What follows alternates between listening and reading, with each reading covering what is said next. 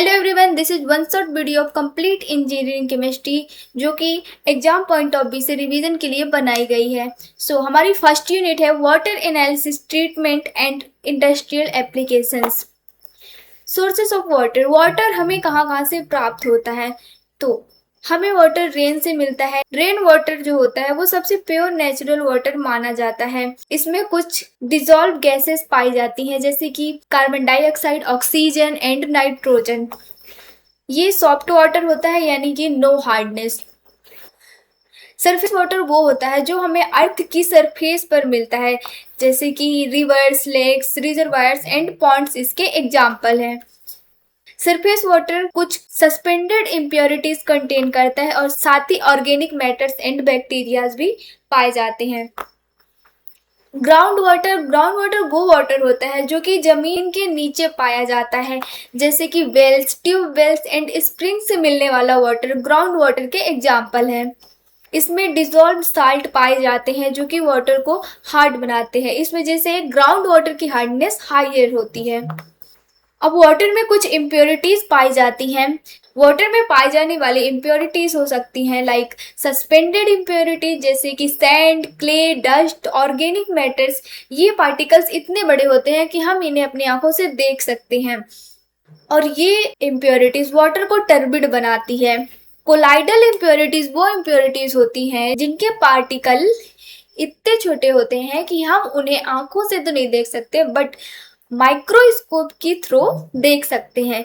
इसका एग्जाम्पल है silica, ferric hydroxide and aluminium hydroxide and it causes colour and turbidity of water. Dissolve impurities. जब water में calcium and magnesium के sulphates and bicarbonate present होते हैं तो वो वाटर को हार्ड बनाते हैं। ऐसी इम्प्योरिटीज को हम डिजॉल्व इम्प्योरिटीज कहते हैं। It causes hardness. Biological impurities water में प्रेजेंट माइक्रो ऑर्गेनिज्म की वजह से होती है like bacteria, algae, fungi and viruses and these microorganisms causes waterborne diseases. Now let's see hardness of water. water की hardness क्या है? तो ये एक प्रॉपर्टी है वाटर की जो कि वाटर को सोप के साथ लेदर बनाने से रोकती है और ऐसा इसलिए होता है क्योंकि वाटर में कैल्शियम और मैग्नीशियम आयंस प्रेजेंट होते हैं, उनके साल्ट्स प्रेजेंट होते हैं। There are two types of hardness of water. First one is temporary hardness.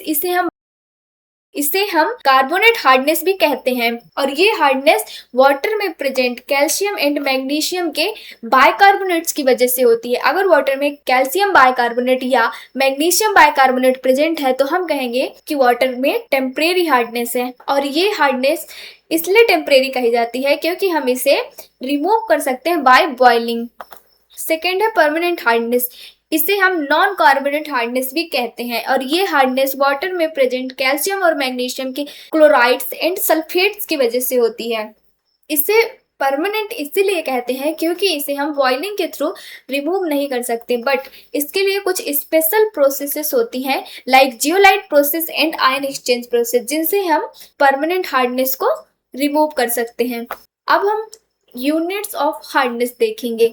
ये क्या होती है? हार्डनेस को मेजर करने के लिए हमें कुछ यूनिट्स की जरूरत पड़ती है। तो जो वाटर की हार्डनेस होती है उसे हम इक्विवेलेंट ऑफ कैल्शियम कार्बोनेट के रूप में एक्सप्रेस करते हैं। जनरली हार्डनेस की 5 मेन यूनिट्स होती हैं। उनमें से फर्स्ट है पीपीएम जो कि 1 मिलीग्राम ऑफ कैल्शियम कार्बोनेट पर लीटर होती है।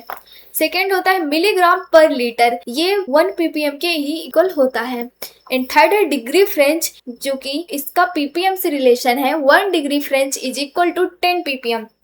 एंड फोर्थ होता है डिग्री क्लर्क, इसका भी ppm से रिलेशन है। 1 degree Clark is equal to 14.25 ppm। And fifth है milli equivalent per litre. 1 milli equivalent per litre 50 ppm के इक्वल होता है। इन पांचों यूनिट्स में से हम 2 unit ppm and milligram per litre का मेनली यूज करते हैं।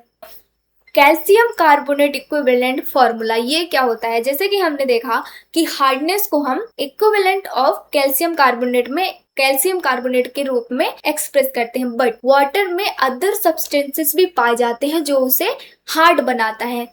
तो उसके लिए हम उन्हें पहले कैल्शियम कार्बोनेट में कन्वर्ट करते हैं, देन हम उसे मेजर कर पाते हैं। इसके लिए हम इस फॉर्मूले का यूज करते हैं जो है calcium carbonate equivalent is equal to amount of substance into 50 divided by equivalent weight, या हम इसे ऐसे लिख सकते हैं hardness in ppm is equal to weight of salt into 50 divided by equivalent weight. अब वाटर में प्रेजेंट हार्डनेस को हम कैसे मेजर करें, कैसे पता लगाएं कि वाटर में कितना हार्डनेस है, उसके लिए हम एक स्पेशल मेथड EDTA मेथड का यूज करते हैं। EDTA का फुल फॉर्म होता है एथिलीन डाइएमीन टेट्राएसिटिक एसिड। ये एक हेक्साडेंटल लिगैंड होता है जिसकी प्रॉपर्टी होती है कि वो मेटल्स के साथ में एक कॉम्प्लेक्स बना लेगा। इसी प्रॉपर्टी का यूज करके हम वाटर की हार्डनेस का पता लगाते हैं। इसका प्रिंसिपल यही कहता है कि EDTA forms stable soluble complex with calcium and magnesium ions. अब जो वाटर की हार्डनेस होती है वो यही होती है, उसमें प्रेजेंट कैल्शियम और मैग्नीशियम आयंस। तो जितना हमें EDTA रिक्वायर्ड होगा कैल्शियम और मैग्नीशियम के साथ कॉम्प्लेक्स बनाने में, वही उसकी हार्डनेस हो जाएगी। हार्डनेस को डिटरमाइन करने के लिए उसकी प्रोसेस में हम सबसे पहले हार्ड वाटर का सैंपल लेते हैं, फिर उसमें अमोनिकल बफर विलयन ऐड करते हैं जो कि pH वैल्यू को मेंटेन करके रखता है अराउंड 10 क्यूबिकल।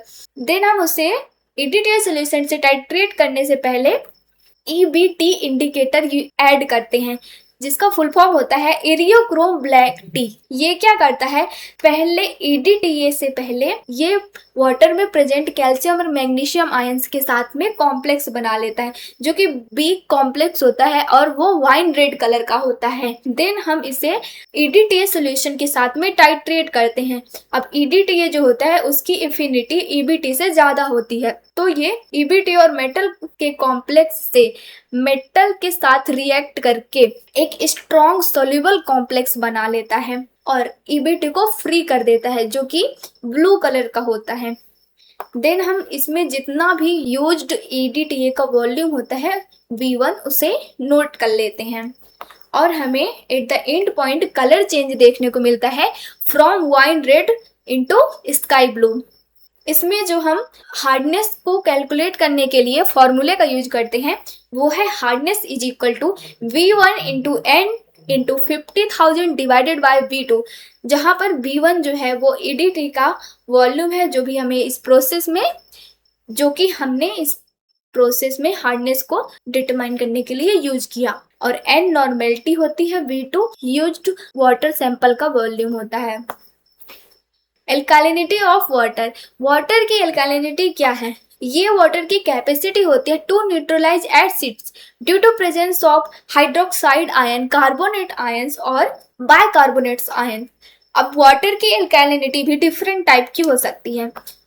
अगर वाटर में ओनली हाइड्रोक्साइड आयंस प्रेजेंट है तो हम उसे कहेंगे हाइड्रोक्साइड एल्कालिनिटी। अगर वाटर में कार्बोनेट आयंस ओनली प्रेजेंट है तो उसे हम कार्बोनेट एल्कालिनिटी कहेंगे, या फिर वाटर में ओनली बाइकार्बोनेट आयन प्रेजेंट है तो उस कंडीशन में हम उसे बाइकार्बोनेट एल्कालिनिटी कहेंगे।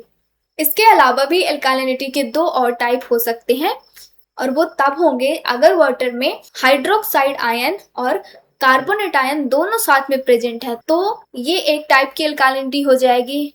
इसके अलावा अगर वाटर में कार्बोनेट आयन और बाइकार्बोनेट आयन साथ में प्रेजेंट है तो दूसरे टाइप की एक एल्कालिनिटी ये हो गई।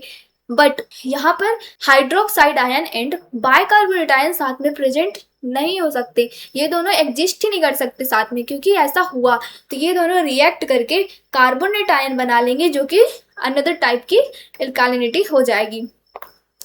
अब वाटर की एल्कालिनिटी को पता लगाने के लिए कि वाटर में कौन से टाइप की एल्कालिनिटी है, हम वाटर सैंपल को स्टैंडर्ड एसिड्स लाइक H2SO4 और HCl से टाइट्रेट करते हैं by using two special indicators. इसमें यूज्ड होने वाला जो इंडिकेटर्स हैं उनमें से पहला है फिनोल्फ्थलीन। फिनोल्फ्थलीन के साथ जब हम टाइट्रेट करते हैं तब हम pH की वैल्यू 8.3 के इक्वल में मेंटेन करके रखते हैं और तब मिलने वाली एल्कालिनिटी को हम P से डिनोट करते हैं, उसे कहते हैं फिनोल्फ्थलीन एल्कालिनिटी। देन हम उसे मेथिल ऑरेंज के साथ टाइट्रेट करते हैं और pH की वैल्यू 4.5 के इक्वल मेंटेन करके रखते हैं इसके बाद हमें टोटल एल्कालिनिटी मिल जाती है जिसे m से डिनोट करते हैं। इसमें हम फॉर्मूले का यूज करते हैं जो कि है alkalinity in ppm is equal to V into n into 50,000 divided by sample volume of water.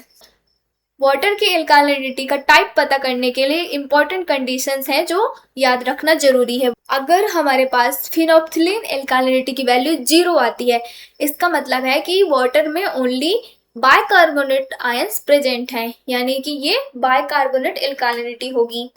अगर फिनोप्थिलीन एल्कालिनिटी हाफ ऑफ टोटल एल्कालिनिटी है तो इसका मतलब है वाटर में ओनली कार्बोनेट आयंस प्रेजेंट हैं, यानी कि वो कार्बोनेट एल्कालिनिटी होगी।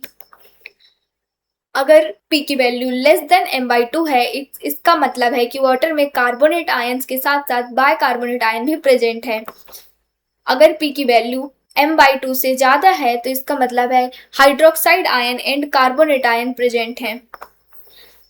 इसके अलावा अगर हमें P की वैल्यू m के बराबर ही मिलती है तो उसका मतलब zeolite process and ion exchange demineralisation, ये दोनों ही वाटर सॉफ्टनिंग मेथड्स हैं जो कि आयन एक्सचेंज प्रिंसिपल पर वर्क करते हैं।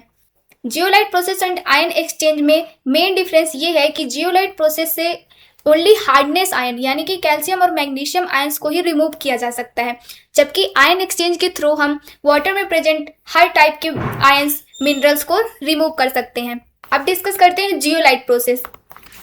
इसमें आयन एक्सचेंज होता है between zeolite and hardness ions. इसमें होता क्या है, जब हार्ड वाटर सोडियम जियोलाइट से पास होता है तो magnesium and calcium ion sodium से एक्सचेंज हो जाते हैं और इस तरह से हमें सॉफ्ट वाटर मिल जाता है, जिससे कि हार्डनेस आयंस रिमूव हो चुके हैं, बट सोडियम आयन वाटर में आ जाते हैं लेकिन वो वाटर को हार्ड नहीं करता। फिर हम रीजनरेशन करते हैं, यानी कि सोडियम जियोलाइट को रीजनरेट करते हैं यूजिंग सोडियम क्लोराइड, जिससे कि हम दोबारा से उसे यूज कर सकें। तो ये थी जियोलाइट प्रोसेस जिससे कि हमें सॉफ्ट वाटर मिल गया। अब इसके बाद देखते हैं आयन एक्सचेंज प्रोसेस। इसे डीमिनरलाइजेशन प्रोसेस कहते हैं क्योंकि इसमें से हर टाइप के मिनरल्स भी रिमूव किए जाते हैं। इसमें दो तरह के रेजिन्स यूज किए जाते हैं। फर्स्ट है कैटायन एक्सचेंज रेजिन। इसमें calcium magnesium and another type के पॉजिटिव आयंस हाइड्रोजन आयन से रिप्लेस किए जाते हैं। सेकेंड है आयन एक्सचेंज रेजिन। इसमें chloride sulphate and another type के नेगेटिव आयंस को हाइड्रोक्साइड आयन से एक्सचेंज किया जाता है। फाइनली जो हाइड्रोजन एंड हाइड्रोक्साइड आयन होता है, ये दोनों कंबाइन होके H2O यानी कि प्योर वाटर बनाते हैं। तो इस तरीके से हमारे पास प्योर डिमिनरलाइज्ड वाटर ऑब्टेन हो जाता है। कभी कभी एग्जाम में इन दोनों में डिफरेंस पूछ लेता है, तो वो देखेंगे अब हम। जियोलाइट प्रोसेस जो होता है वो हार्डनेस पार्शियली रिमूव करता है क्योंकि इसमें सोडियम आयंस हार्डनेस रिमूव करने के बाद भी रह जाता है वाटर में, एंड आयन एक्सचेंज हर तरह के आयंस को रिमूव कर देता है, तो इसकी हार्डनेस नियर 0 के इक्वल होती है। जियोलाइट प्रोसेस के लिए टर्बिड वाटर अनसूटेबल होता है एंड आयन एक्सचेंज के लिए प्री ट्रीटमेंट रिक्वायर होता है। कॉस्ट की बात करें तो जियोलाइट का कॉस्ट जो होता है लो टू मॉडरेट होता है, जबकि आयन एक्सचेंज का कॉस्ट हाई होता है। जियोलाइट प्रोसेस जनरल यूज के लिए अच्छा माना जाता है, जबकि ion exchange process high pressure boilers के लिए बेस्ट होता है। तो ये थी हमारी second unit. Let's move to our third unit. Unit number 3 है lubricants and lubrication. Introduction to lubricants. Lubricant क्या होता है? तो लुब्रिकेंट एक ऐसा सब्सटेंस होता है जो टू मूविंग सरफेसेस के बीच लगाया जाता है ताकि friction, wear and tear and heat generation और एनर्जी लॉस को कम किया जा सके। इससे मशीन जो होती है वो स्मूथली और इफिशिएंटली वर्क करती है। इसके सबसे सिंपल एग्जाम्पल हैं साइकिल की चेन में ऑयल लगाना एंड डोर हिंजेस में ग्रीस लगाना। यहाँ पर ऑयल और ग्रीस लुब्रिकेंट्स होते हैं। लुब्रिकेंट के मल्टीपल फंक्शंस हो सकते हैं, जैसे कि फ्रिक्शन को रिड्यूस करना, बियर एंड टियर को मिनिमाइज करना एंड हीट रिमूव करना और मशीन को कोरोजन से प्रिवेंट करना एंड पावर कंजम्पशन रिड्यूस करना, साथ ही मशीन की लाइफ और उसकी इफिशियंसी को इंक्रीज करना। ये सीलिंग एक्शन भी प्रोवाइड करता है। Characteristic of good lubricants. एक अच्छे लुब्रिकेंट की विस्कोसिटी इंडेक्स हाई होती है और एक अच्छे लुब्रिकेंट की वोलेटिलिटी लो होती है।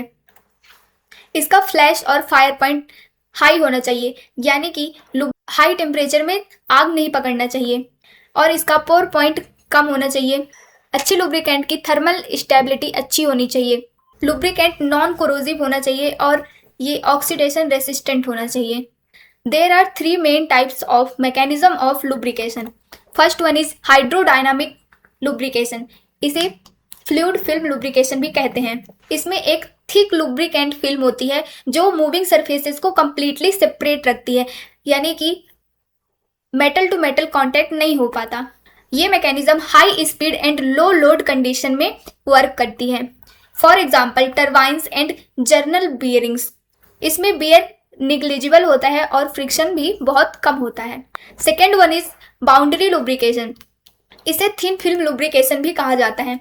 इस मैकेनिज्म में only a thin molecular layer of lubricant exist between surfaces के बीच में एक थिन लेयर होती है। इसमें थोड़ा बहुत मेटल टू मेटल कांटेक्ट हो सकता है। ये मैकेनिज्म लो स्पीड और हाई लोड की कंडीशन में वर्क करती है। For example gears and machine tools. इसमें यूज होने वाले कॉमन लुब्रिकेंट्स है fatty acids, esters and vegetable oils. Third one is extreme pressure lubrication. इस लुब्रिकेशन में कुछ स्पेशल एडिटिव्स यूज होते हैं। ये एडिटिव्स मूविंग सरफेसेस के बीच एक सल्फर की प्रोटेक्टिव लेयर बना देते हैं।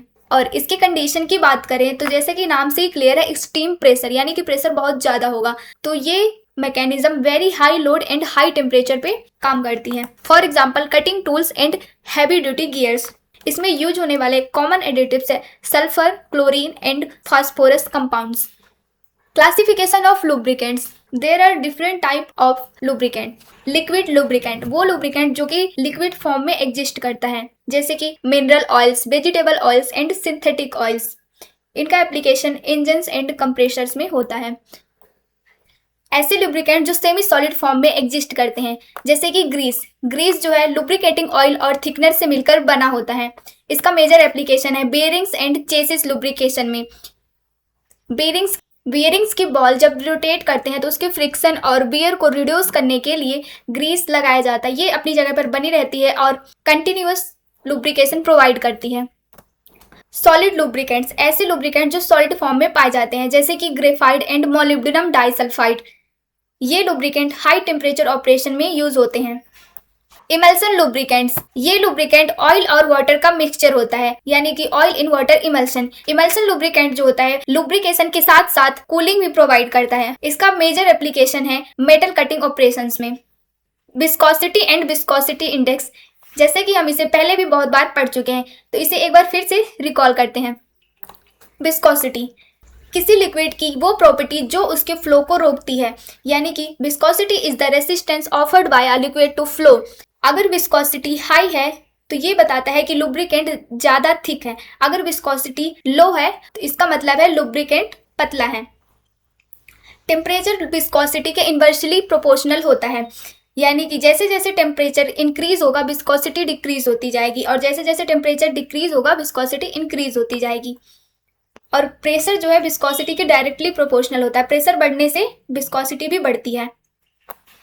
विस्कोसिटी इंडेक्स, विस्कोसिटी इंडेक्स किसी भी लिक्विड की क्वालिटी को मेजर करता है। ये बताता है कि टेम्परेचर में चेंज होने से विस्कोसिटी कैसे चेंज होती है। न्यूमेरिकल्स में किसी लिक्विड या लुब्रिकेंट की विस्कोसिटी इंडेक्स कैलकुलेट करने के लिए हम एक फॉर्मूला यूज करते हैं, जो है VI, यानी कि viscosity index is equal to L minus U divided by L minus H into 100। यहाँ पर L लो विस्कोसिटी इंडेक्स वाले ऑयल की विस्कोसिटी है और H हाई विस्कोसिटी इंडेक्स वाले ऑयल की विस्कोसिटी है, एंड U जो है वो टेस्ट ऑयल की विस्कोसिटी है। हाई विस्कोसिटी इंडेक्स बताता है कि टेम्परेचर चेंज होने से विस्कोसिटी में स्मॉल चेंज होता है, यानी कि ये बेटर लुब्रिकेंट को इंडिकेट करता है। इसीलिए हाई विस्कोसिटी इंडेक्स वाला लुब्रिकेंट गुड माना जाता है, जबकि लो विस्कोसिटी इंडेक्स का मतलब होता है कि टेम्परेचर चेंज होने से विस्कोसिटी में लार्ज चेंज देखने को मिल रहा है। ये इंडिकेट करता है पुअर लुब्रिकेंट को। लेट्स सी की टेम्परेचर प्रॉपर्टीज ऑफ लुब्रिकेंट्स। ये प्रॉपर्टीज लुब्रिकेंट की क्वालिटी और सेफ्टी डिसाइड करती है।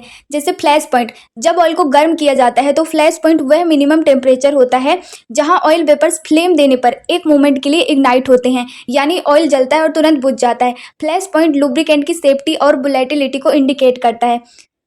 नाउ फायर पॉइंट, अगर टेम्परेचर और बढ़ाया जाए तो वो मिनिमम टेम्परेचर जहां ऑयल के vapours continuously for at least 5 second तक जलते रहते हैं, इसे फायर पॉइंट कहते हैं। Fire point is always greater than flash point. ये लुब्रिकेंट की मैक्सिमम सेफ ऑपरेटिंग टेम्परेचर बताता है। नेक्स्ट है क्लाउड पॉइंट। जब ऑयल को ठंडा किया जाता है तो वो टेम्परेचर जहां ऑयल क्लाउडी या धुंधला दिखने लगता है क्लाउड पॉइंट कहलाता है, और ऐसा बैक सेपरेशन की वजह से होता है। क्लाउड क्लाइमेट एप्लीकेशन के लिए क्लाउड पॉइंट बहुत इंपॉर्टेंट होता है। पॉर पॉइंट वो लोवेस्ट टेम्परेचर है जहां तक ऑयल फ्लो कर सकता है। अगर टेम्परेचर और कम हो जाए तो ऑयल फ्लो करना बंद कर देगा। पॉर पॉइंट लुब्रिकेंट की लो टेम्परेचर परफॉर्मेंस को इंडिकेट करता है। नेक्स्ट है एनिलीन पॉइंट। एनिलीन पॉइंट वो लेवेस्ट टेम्परेचर है जहां इक्वल वॉल्यूम ऑफ ऑयल और एनिलीन कंप्लीटली मिक्स हो जाते हैं। एनिलीन पॉइंट लुब्रिकेंट्स में एरोमेटिक कंटेंट को मेजर करता है। हायर एनिलीन पॉइंट का मतलब है एरोमेटिक कंपाउंड कम है, और एरोमेटिक कंपाउंड्स का कम होने का मतलब होता है लुब्रिकेंट की क्वालिटी बेटर है। लुब्रिकेंट्स की क्वालिटी बताने के लिए 3 इंपॉर्टेंट नंबर्स होते हैं: acid number, saponification number and steam emulsification number. Acid number basically ये बताता है कि ऑयल में फ्री एसिड्स कितने प्रेजेंट है। It is defined as number of milligrams of potassium hydroxide required to neutralise free acids in 1 gram of oil. इसे determine करने के लिए इस फॉर्मूले का यूज किया जाता है। AN is equal to 56.1 into N into V divided by W, where N is the normality of potassium hydroxide and V is volume of potassium hydroxide used, and W जो है वो ऑयल सैंपल का wait है। यहाँ 56.1 के OH का molecular weight होता है। एसिड नंबर ऑक्सीडेशन और डिटेरियोरेशन को इंडिकेट करता है। Low acid number means good lubricant. Next है सैपोनिफिकेशन नंबर। ये वो नंबर है जो बताता है कि 1 ग्राम ऑयल को सैपोनिफाई यानी सोप में कन्वर्ट करने के लिए कितने मिलीग्राम्स ऑफ पोटेशियम हाइड्रोक्साइड की ज़रूरत होती है। इसको indirect titration also called back titration method से डिटरमाइन किया जाता है by using this formula SN is equal to 56.1 into N into B minus H divided by W, where B means blank titre, ये बताता है कि टोटल KOH कितना था, and S means sample titre, ये बताता है कि रिएक्शन के बाद कितना KOH बचा, और हमें B माइनस एस का जो डिफरेंस है वो बताता है कि ऑयल ने कितना KOH कंज्यूम किया। सैपोनिफिकेशन नंबर का यूज फैटी ऑयल्स को आइडेंटिफाई करने के लिए और ऑयल का मोलिकुलर वेट जानने के लिए किया जाता है। High saponification number means low molecular weight and low SN means high molecular weight. इन दोनों में ये मेन डिफरेंस याद रखना कि एसिड नंबर में रिक्वायर्ड KOH फ्री एसिड को न्यूट्रलाइज करने के लिए होता है, जबकि सैपोनिफिकेशन नंबर में KOH फैटी कंपाउंड्स को सोप में कन्वर्ट करने के लिए होता है।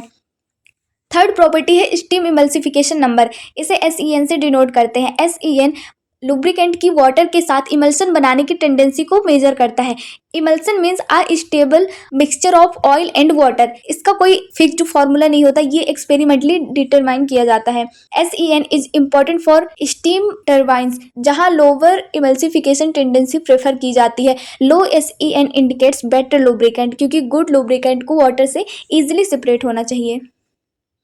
Unit number 4 polymers and polymerisation. Polymer 2 word से मिलकर बना है, पॉली एंड मर्स। पॉली का मीन्स होता है मैनी एंड मर्स का मीन होता है यूनिट्स या पार्ट्स। मतलब पॉलीमर एक ऐसा बड़ा मॉलिक्यूल होता है जो बहुत सारे छोटे छोटे यूनिट्स, जिन्हें मोनोमर्स कहते हैं, के कंबाइन होने से बना होता है। हमारे आसपास की लगभग हर चीजें, कपड़े, बुक्स, प्लास्टिक, रबर, यहाँ तक कि हमारे DNA और जो हम खाना खाते हैं उससे मिलने वाला स्टार्च और प्रोटीन भी पॉलीमर से ही बना होता है। एंड पॉलीमराइजेशन वो प्रोसेस होती है जिसमें मोनोमर्स कंबाइन होकर पॉलीमर बनाते हैं। पॉलीमराइजेशन की प्रोसेस 2 टाइप्स की होती है।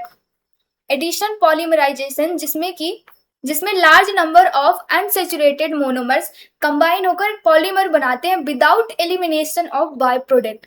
मतलब कि इसमें कोई भी अदर स्मॉल मॉलिक्यूल नहीं बनता है। फॉर एग्जाम्पल आप देख सकते हैं स्क्रीन पे कि कैसे एथीन के n number of monomers combine होकर पॉलीएथीन का फॉर्मेशन करते हैं, और इसमें कोई भी अदर मॉलिक्यूल नहीं बनता है। इसका यही मेन फीचर है कि इसमें कोई भी बाय प्रोडक्ट नहीं बनता, और ये फास्ट रिएक्शन होती है और इसमें बनने वाला पॉलीमर का मॉलिक्यूलर वेट हाई होता है। कंडेंसेशन पॉलीमराइजेशन में क्या होता है, बहुत सारे मोनोमर्स कंबाइन होकर पॉलीमर बनाते हैं with elimination of small molecules like H2O, HCl, NH3।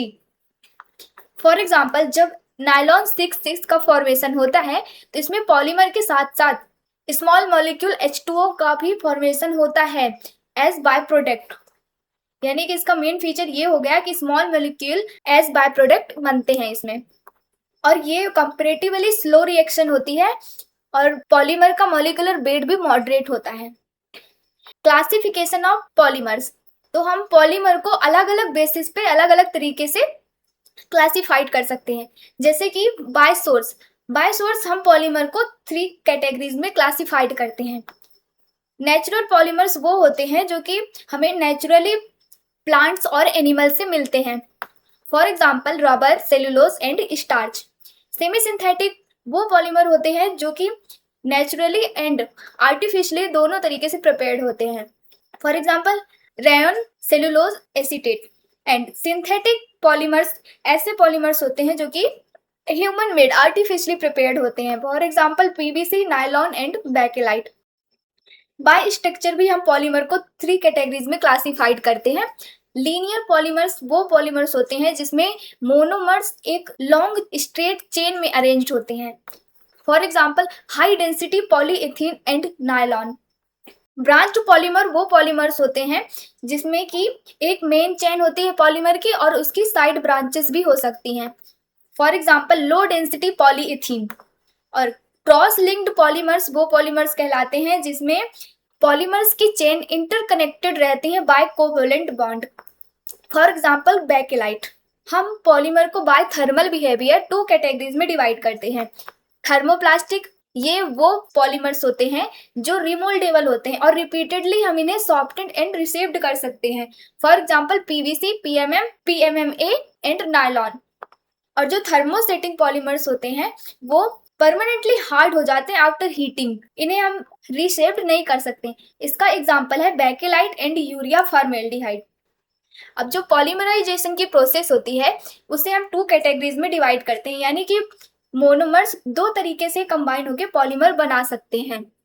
तो वो है free radical polymerisation and ionic polymerisation. Free radical polymerisation वो होता है जिसमें कि पॉलीमराइजेशन की शुरुआत फ्री रेडिकल्स करते हैं। ये प्रोसेस 3 स्टेप्स में पूरी होती है। इनिशिएटर, जिसमें बेंजोइल पिरोक्साइड फ्री रेडिकल्स प्रोड्यूस करते हैं, और ये फ्री रेडिकल्स बहुत सारे मॉलिक्यूल्स को कंबाइन करता है और एक लॉन्ग चेन बनाता जाता है। इसे हम कहते हैं प्रोपोगेशन, जिसमें चेन ग्रोथ होती जाती है। और थर्ड स्टेप होता है इसका टर्मिनेशन, जिसमें कि चेन ग्रो करना स्टॉप कर देती है, और ऐसा तब होता है जब 2 रेडिकल्स कंबाइन हो जाते हैं या फ्री रेडिकल्स खत्म हो जाते हैं। फॉर एग्जाम्पल पॉलीइथेन की फॉर्मेशन फ्री रेडिकल पॉलीमराइजेशन से ही होता है। आयनिक पॉलीमराइजेशन, जिसमें पॉलीमराइजेशन की प्रोसेस आयंस के थ्रू इनिशिएट होती है इंस्टेड ऑफ फ्री रेडिकल्स। अब इसमें भी 3 स्टेप्स होते हैं, initiation, propagation and termination. But ionic polymerisation को 2 कैटेगरीज में डिवाइड किया गया है। वो है कैटायन पॉलीमराइजेशन, जिसमें कि पॉजिटिव आयंस यानी कि कैटायन एक्टिव सेंटर होता है, और ये process H2SO4 and BF3 initiator से इनिशिएट होती है। और इसी का दूसरा होता है एन आयनिक पॉलीमराइजेशन, जिसमें एन आयंस यानी कि negative ions positive active centre होता है, और ये प्रोसेस ऑर्गेनोलिथियम कंपाउंड से इनिशिएट होती है।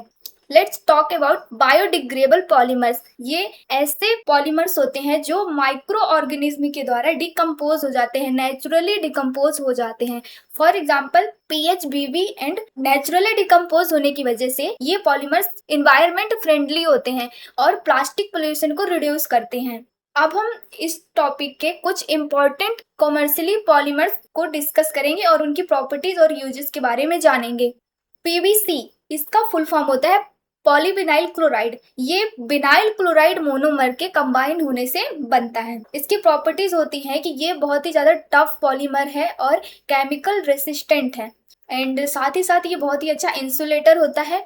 इसी कारण इसका यूज हम पाइप्स बनाने में, केबल्स इंसुलेशन में और वाटर टैंक बनाने में करते हैं। PMMA, पॉलीमेथिल मेथाक्राइलेट, ये पॉलीमर मेथिल मेथाक्राइलेट मोनोमर्स के कंबाइन होने से बनता है। इसकी मेन प्रॉपर्टी होता है कि ये ट्रांसपेरेंट होता है, इसके आर पार हम देख सकते हैं, और इसका बहुत ही ज्यादा लाइट वेट होता है और ये वेदर रेसिस्टेंट भी होता है। ट्रांसपेरेंट होने की वजह से इसका यूज हम aircraft windows, optical lenses and sign boards में करते हैं। टेफ्लॉन, इसे हम PTFE भी कहते हैं। टेफ्लॉन जो होता है वो टेट्राफ्लोरोएथिलीन मोनोमर के कंबाइन होने से बनता है, इसीलिए इसे हम पॉली टेट्राफ्लोरोएथिलीन भी कहते हैं।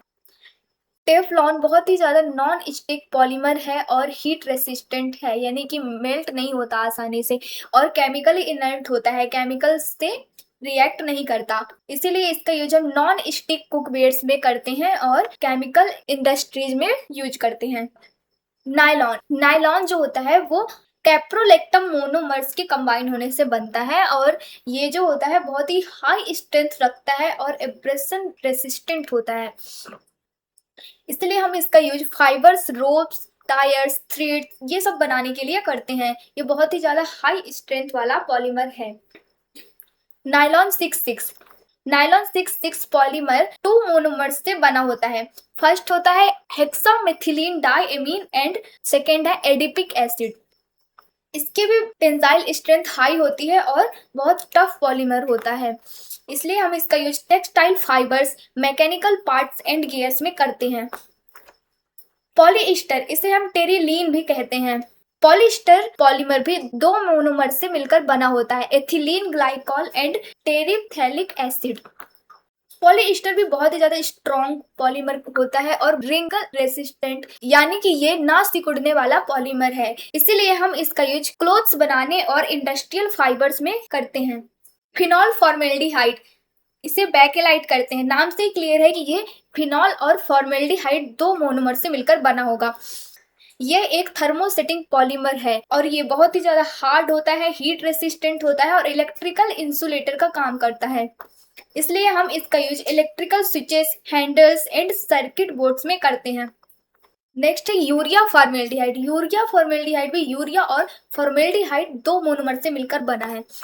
ये भी एक थर्मोसेटिंग पॉलीमर है और ये भी फिनॉल फॉर्मेल्डिहाइड की तरह ही हार्ड और गुड इलेक्ट्रिकल इंसुलेशन का काम करता है, इसीलिए हम इसका use adhesives, decorative laminates and electrical fittings में करते हैं। Now we are going to discuss synthetic rubbers and vulcanisation. Synthetic rubbers में आते हैं बूना एंड रबर, इसे नाइट्राइल रबर कहते हैं और ये ब्यूटाडाइन एंड एक्राइलोनाइट्राइल से मिलकर बना होता है। इसकी प्रॉपर्टीज की बात करें तो ये ऑयल रेसिस्टेंट होता है और फ्यूल रेसिस्टेंट होता है, इसीलिए हम इसका use fuel hoses and gaskets में करते हैं। और बूना एस रबर, इसे SBR भी कहते हैं, ये जो होता है ब्यूटाडाइन और स्टाइरीन से मिलकर बना होता है। इसके भी प्रॉपर्टीज की बात करें तो ये वियर रेसिस्टेंट होता है और बहुत ही ज़्यादा टफ होता है, इसलिए हम इसका यूज ऑटोमोबाइल्स टायर्स में करते हैं। साथ ही इसका यूज हम फुटवियर्स में भी कर सकते हैं। वल्कनाइजेशन ऑफ रबर, ये क्या होता है? ये एक प्रोसेस होती है जिसमें हम नेचुरल रबर को हीट करते हैं with sulphur at temperature of 100 to 140 degree Celsius. ऐसा हम इसलिए करते हैं ताकि नेचुरल रबर की कुछ प्रॉपर्टीज को इनहेंस कर सके, उसकी प्रॉपर्टीज इंप्रूव कर सके, जैसे कि स्ट्रेंथ, फ्लेक्सिबिलिटी एंड उसे थोड़ा हार्ड बना सके, क्योंकि नेचुरल रबर बहुत ही ज्यादा फ्लेक्सिबल होता है और वीक होता है। वल्कनाइजेशन रबर की स्ट्रेंथ इंक्रीज करता है, उसकी इलास्टिसिटी को भी इम्प्रूव करता है और वाटर एब्रेशन और साथ ही साथ वाटर एब्जॉर्प्शन को भी डिक्रीज करता है। वल्कनाइजेशन से रबर जो होता है टेम्परेचर रेसिस्टेंट हो जाता है और एब्रेशन रेसिस्टेंट भी हो जाता है। ऐसी प्रॉपर्टीज को वल्कनाइजेशन बढ़ा देता है किसी भी नेचुरल रबर की। तो ये थी हमारे polymers and polymerisation. So let's move to our next unit, unit number 5, phase equilibrium and corrosion। Phase क्या होता है? किसी सिस्टम का वो पोर्शन या पार्ट होता है जिसकी यूनिफॉर्म प्रॉपर्टीज हो, होमोजीनियस हो, physically distinct and mechanically separable होना चाहिए। फॉर एग्जांपल, अगर हमने एक ग्लास में वाटर लिया है तो उसकी प्रॉपर्टी जो है हर जगह यूनिफॉर्म है, फिजिकली हमें एक ही लेयर दिखाई पड़ रही है, तो हम कहेंगे कि वन फेज सिस्टम है। इसके अलावा अगर हमने वाटर में आइस के कुछ टुकड़े ऐड कर दिए तो हमें वहां पर 2 पोर्शन अलग अलग दिखाई पड़ेंगे, तो हम कह सकते हैं कि यहाँ पर 2 फेजेस है आइस और वाटर का। सिंपल सी बात, हमें लेयर्स कितनी दिखाई पड़ रही हैं सिस्टम में, उसे हम फेज कहेंगे। सेकेंड है कॉम्पोनेंट। कॉम्पोनेंट कुछ नहीं है बल्कि ये किसी भी सिस्टम को डिस्क्राइब करने के लिए कितने number of chemical independent substance की जरूरत है उसे कंपोनेंट कहते हैं। जैसे कि हमारे पिछले एग्जाम्पल में हमने देखा कि हमारे पास सिस्टम है वाटर और आइस दोनों हैं, बट ये किस कंपोनेंट से मिलके बना है, ऐसा कौन सा केमिकल है, केमिकल सब्सटेंस है, तो ये H2A से मिलके बना है, ओनली H2O। भले ही फेज दो है बट यहाँ पर कंपोनेंट एक ही है, H2O। इसके अलावा हम दूसरा एग्जाम्पल ले सकते हैं साल्ट सोल्यूशन का। साल्ट सोल्यूशन में हम वाटर में सॉल्ट को मिक्स कर देंगे तो वो यूनिफॉर्म हो जाएगा, हर जगह से हमें एक ही फेज दिखाई पड़ेगा, बट यहाँ पे कंपोनेंट कितने हैं, 2, एक सॉल्ट और एक वाटर। नेक्स्ट इंपॉर्टेंट कॉन्सेप्ट है degree of freedom. Degree of freedom is the number of independent variables that can be change without disturbing equilibrium.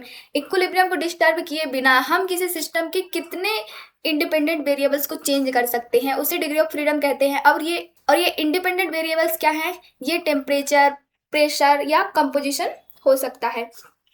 इसके बाद हम देखते हैं गिब्स फेज रूल। बेसिकली ये एक फॉर्मूला होता है F = C - P + 2, जहां F डिग्री ऑफ फ्रीडम है, C कंपोनेंट है एंड फेज P है।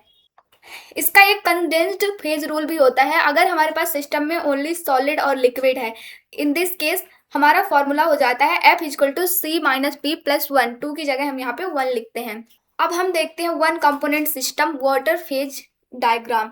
वन कंपोनेंट सिस्टम मतलब कि ऐसा सिस्टम जिसका कंपोनेंट एक है। जैसे कि हमारे वाटर फेज सिस्टम में क्या होता है, वाटर 3 स्टेट में एग्जिस्ट कर सकता है, वाटर लिक्विड फॉर्म में, आइस के फॉर्म में एंड स्टीम वेपर्स के फॉर्म में। वाटर फेज डायग्राम क्या होता है, ये एक ग्राफ होता है जो कि वाटर के different phases, ice, liquid and water vapours के बीच इक्विलिब्रियम शो करता है at different temperature and pressure. Water phase diagram में हमें एक स्पेशल पॉइंट देखने को मिलता है जिसे कहते हैं ट्रिपल पॉइंट। ट्रिपल पॉइंट यानी कि जहां पर तीनों फेजेस, वाटर का सॉलिड फॉर्म यानी ice, liquid form water and gas के फॉर्म में वेपर्स, स्टीम जो होंगे, तीनों एक ही पॉइंट पे एग्जिस्ट करते हैं, उस टेम्परेचर को हम ट्रिपल पॉइंट कहते हैं। तो एट दिस पॉइंट अगर हम डिग्री ऑफ फ्रीडम कैलकुलेट करना चाहें तो वन कंपोनेंट सिस्टम है, C की वैल्यू 1, P की वैल्यू 3 क्योंकि 3 फेजेस हैं एंड +2, तो यहाँ पर हमें डिग्री ऑफ फ्रीडम 0 आएगी। मतलब कि at this point water phase system जो होगा इनवेरिएंट होगा, नो फ्रीडम, कोई फ्रीडम नहीं होगी, हम किसी भी वेरिएबल को चेंज नहीं कर सकते। अगर ऐसा करेंगे तो इक्विलिब्रियम डिस्टर्ब हो जाएगी। Let's see water phase diagram, इसे समझते हैं।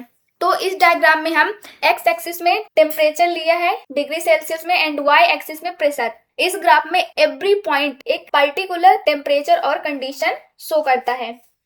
इसमें रीजन्स की बात करें तो कौन कौन सी है, तो एट लो टेम्परेचर वाटर जो है आइस के फॉर्म में एग्जिस्ट करता है, ओनली आइस के फॉर्म में। For example ice cubes in freezer, in this region only ice is stable. Temperature थोड़ा और बढ़ाते हैं, फ्यूजन कर्व और वेपराइजेशन कर्व के बीच वाटर ओनली लिक्विड फॉर्म में स्टेबल रहता है, मॉडरेट टेम्परेचर और मॉडरेट प्रेशर होता है। For example water in glass at room temperature.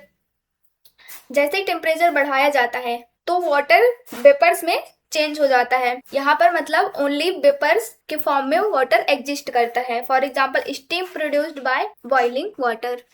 अब कर्व की बात करते हैं तो यहाँ पर हमें कुछ कर्व्स भी मिल रहे हैं जिसमें 2 फेजेस एक दूसरे में उसके बाद चेंज हो रहे हैं, जैसे सॉलिड से लिक्विड में, लिक्विड से गैस में। इसमें जो मोस्ट इम्पॉर्टेंट पॉइंट हमें मिलता है, जैसे कि पहले ही बताया जा चुका है, ट्रिपल पॉइंट। वाटर सिस्टम के केस में हमें triple point 0.0098 degree Celsius temperature और 4.58 mmHg प्रेशर पर मिलता है, जहां पर तीनों फेजेस को एग्जिस्ट करते हैं इन इक्विलिब्रियम और सिस्टम इनवेरिएंट होता है। सेकेंड पॉइंट हमें मिलता है वो है critical point. Critical point 374 degree Celsius temperature and 218 atm pressure पर मिलता है। यहाँ पर लिक्विड एंड वेपर आइडेंटिकल हो जाते हैं, यानी कि इस टेम्परेचर पर हम ये नहीं बता सकते कि वाटर लिक्विड फॉर्म में है या फिर वेपर फॉर्म में है। एक सुपर क्रिटिकल फ्लूइड बन जाता है यहाँ पर। इसके बाद एक इम्पॉर्टेंट कर्व होता है फ्यूजन कर्व। ये जो नेगेटिव स्लोप है जहां पर आइस मेल्ट होके वाटर बनती है, इसे हम फ्यूजन कर्व कहते हैं। इसे फ्यूजन कर्व इसलिए कहते हैं क्योंकि प्रेशर की वजह से आइस मेल्ट होने लगती है, क्योंकि आइस का जो वॉल्यूम होता है वो वाटर से ज्यादा होता है। नेक्स्ट है binary eutectic system of copper and silver. वो सिस्टम जो कि टू केमिकली इंडिपेंडेंट कंपोनेंट से मिलकर बना है। इसे यूटेक्टिक सिस्टम इसलिए कहते हैं क्योंकि ये बाइनरी एलॉय सिस्टम है जिसमें टू मेटल्स कंप्लीटली सोल्यूबल होते हैं in liquid state but partially soluble होते हैं इन सॉलिड स्टेट। आप देखते हैं हम इसका ग्राफ, कॉपर और सिल्वर फेज डायग्राम। ये क्या होता है, इसमें हम एक्स एक्सिस में परसेंटेज कॉम्पोजिशन लेते हैं। लेफ्ट साइड में प्योर कॉपर रहता है और राइट साइड में प्योर सिल्वर होता है, और जो ये मिडिल पोर्शन होता है उसमें कॉपर सिल्वर एलॉय लेते हैं। एंड वाई एक्सिस में हम डिग्री सेल्सियस में टेम्परेचर रखते हैं। अब देखते हैं इसमें रीजन, ग्राफ में 4 टाइप्स के रीजन देखने को मिल रहे हैं। लिक्विड रीजन में जो कॉपर और सिल्वर होते हैं वो कंप्लीटली सोल्यूबल होते हैं। कॉपर और सिल्वर का लिक्विड फॉर्म में एलॉय एग्जिस्ट करता है यहाँ पर। एंड जो लेफ्ट साइड में लिक्विड प्लस अल्फा रीजन है, यहाँ पर कॉपर और सिल्वर लिक्विड फॉर्म में भी एग्जिस्ट करता है, और यहाँ पर अल्फा रीजन यानी कि कॉपर रिच सॉलिड भी एग्जिस्ट करता है, वो सॉलिड जिसमें कॉपर की क्वांटिटी ज्यादा होगी। और राइट साइड में लिक्विड प्लस बीटा रीजन है, यानी कि कॉपर और सिल्वर का एलॉय लिक्विड फॉर्म में भी है, एंड बीटा रीजन मतलब सिल्वर रिच सॉलिड भी एग्जिस्ट करता है, वो सॉलिड जिसमें सिल्वर की क्वांटिटी ज्यादा है। तो ये हो गए 3 रीजन्स। एंड जो सबसे नीचे का पोर्शन है वहां पे अल्फा और बीटा रीजन एग्जिस्ट करता है, यानी कि यहाँ पर कोई भी लिक्विड नहीं है। कॉपर और सिल्वर जो है वो कॉपर रिच सॉलिड और सिल्वर रिच सॉलिड के फॉर्म में एग्जिस्ट करता है। यहाँ पर हमें एक स्पेशल पॉइंट यूटेक्टिक पॉइंट देखने को मिलता है जो कि लोवेस्ट टेम्परेचर होता है जहां तक लिक्विड फेज एग्जिस्ट करता है। यहाँ इसके बाद लिक्विड जो है कॉपर और सिल्वर रिच सॉलिड्स में कन्वर्ट हो जाता है। शार्प मेल्टिंग पॉइंट है ये, और 71.9 वेट परसेंटेज होता है, और यूटेक्टिक टेम्परेचर जो है 779 डिग्री सेल्सियस पे हमें यूटेक्टिक पॉइंट मिलता है। इसकी कैरेक्टरिस्टिक है कि जो ये 2 कंपोनेंट है कॉपर और सिल्वर कंप्लीटली मिसिबल होते हैं in liquid state and insoluble होते हैं इन सॉलिड स्टेट। इसका यूज हम एलॉय और सोल्डर मैन्युफैक्चरिंग में करते हैं। अगर इस सिस्टम में फेज रूल अप्लाई करें, क्योंकि ये बाइनरी यूटेक्टिक सिस्टम है जिसमें लिक्विड और सॉलिड 2 ही फेज हैं, इसलिए हम कंडेंस्ड फेज रूल अप्लाई करेंगे। F = C - P + 1 value put up करेंगे 2 - P + 1। यूटेक्टिक पॉइंट P मतलब 3 है, यूटेक्टिक पॉइंट पे अल्फा बीटा और लिक्विड तीनों है, इसलिए F की वैल्यू हमारे पास 0 आती है, यानी कि इनवेरिएंट है। एट दिस पॉइंट कोई भी वेरिएबल चेंज नहीं किया जा सकता विदाउट डिस्टर्बिंग इक्विलिब्रियम।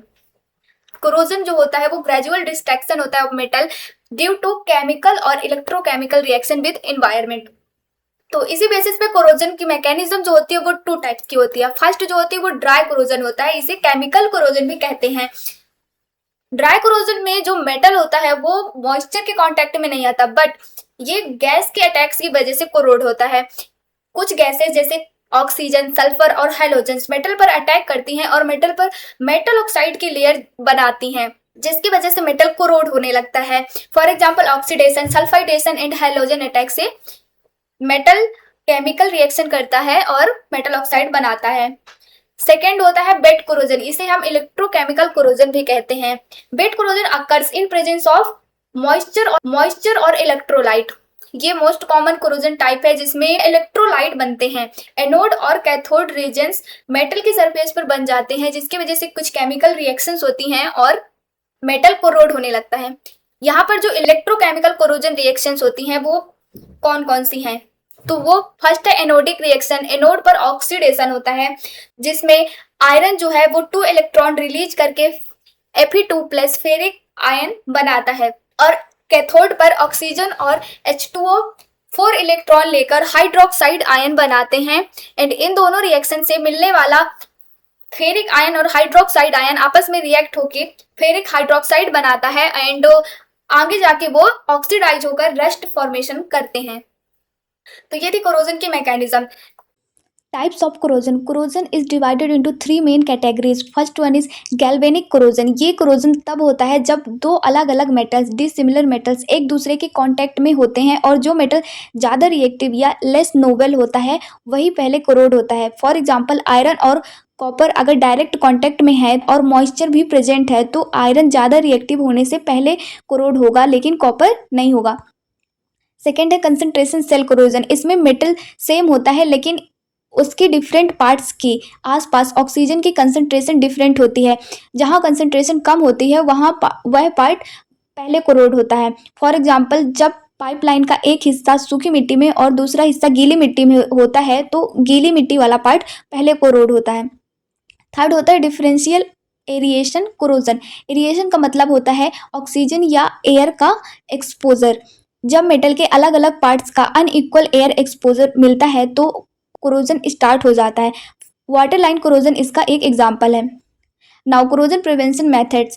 तो सबसे पहला मेथड है सही मटेरियल चूज करना, जैसे stainless steel, corrosion resistant alloys. ये सरफेस पर एक प्रोटेक्टिव ऑक्साइड लेयर बना देते हैं और रस्ट को रोकते हैं।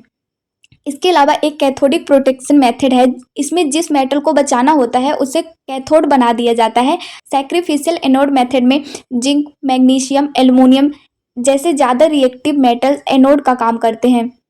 इम्प्रेस्ड करंट मेथड, इसमें एक्सटर्नल डीसी सप्लाई यूज की जाती है और प्रोटेक्टेड मेटल को कैथोड बना दिया जाता है। इससे कोरोजन नहीं होता। नेक्स्ट मेथड है प्रोटेक्टिव कोटिंग्स।